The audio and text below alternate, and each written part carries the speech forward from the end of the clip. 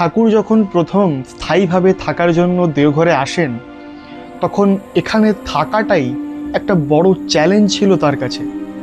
Welcome to the 100 episode series on Sri Thakur Anukulchandra.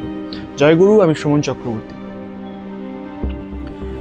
স্ত্রী, পুত্র, পরিবার, সঙ্গী সাথী সবাইকে নিয়ে চলে তো এসেছেন, কিন্তু থাকবেন কোথায়? থাকার জন্য একটি দোতলা ভারী ভাড়া করলেন শ্রী ঠাকুর, যার নাম বড়াল বাংলো।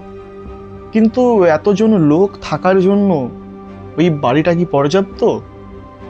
তারপর দেশভাগ হয়ে গেলে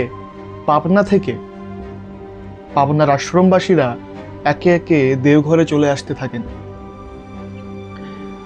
ঘর ছোট হতে থাকে, ঘর কম পড়তে থাকে এবং প্রয়োজন আরো বাড়তে থাকে।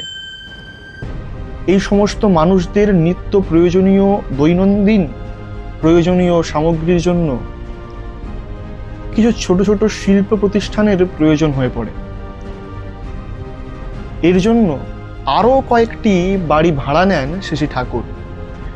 এরপরে একে একে জমি ক্রয়, বাড়ি নির্মাণের কাজ শুরু হয়।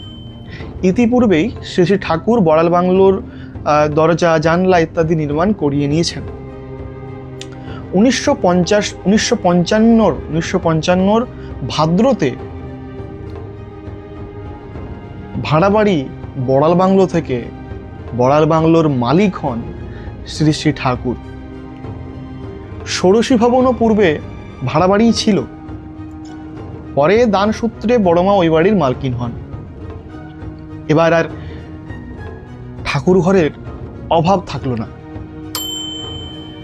নিজ অর্থ ব্যয়ে শ্রী ঠাকুর নির্মাণ করলেন তার ভক্তদের মাথার ছাদ। এরকম আরও শ্রী ঠাকুরের জীবন সম্পর্কে জানার জন্য, জীবনীয় জিনিস জানার জন্য, ঘটনা জানার জন্য আজই ফলো করুন। আপনারা প্রত্যেকে ভালো থাকবেন। দেখা হচ্ছে পরের এপিসোডে।